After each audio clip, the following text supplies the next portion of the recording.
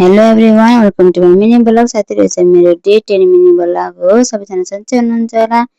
मेरो बिहानीको सुरुवात हुन्छ सबै काम भ्याएर अनि छोरालाई हेरेर साथीहरु, अनि छोरालाई हेरेर स्किन केयरहरु गरेर म तल खाना पकाउन आए साथीहरु। आजको स्पेशल के बन्दैछ त भनेर म भन्दैछु घिउडालाको तरकारी।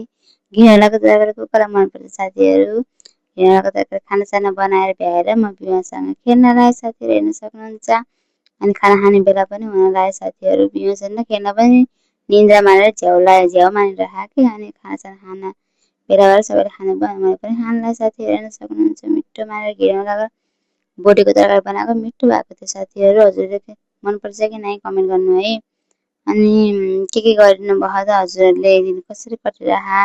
अनि हजुरको ठाउँमा कति गर्मी छ साथीहरु। अनि हामी चाहिँ बिउलाई एकछिन सुताएँ, मैले सुतेँ। उठेर अनि फेरि साँझको खाना पकाउने तयारी गरेँ साथीहरु। आज चाहिँ सिटी लाएर तरकारी गर्न लगानी बाहिर माइत आएर हेरेँ कोही छैन भनेर। कोही छैन नि त, मम्मी पसल जानुहुन्छ, नानी पनि घुम्न गएको छ काठमाडौँ। अनि तर पसलमा आयौँ। अब हाम्रो ड्युटी पसल हेर्ने भयो साथीहरु, आमा छोरा गएर। अनि बाबालाई एकछिन यता टेलरतिर पनि लगेँ एकछिन घुमाउन। अनि आएर बाबालाई खुवाएँ साथीहरु। यस्तै गरी मेरो दिन बितिरह। Bye bye, thank you for watching साथीहरु। मिनी ब्लगलाई माया गरिदिनु होला है।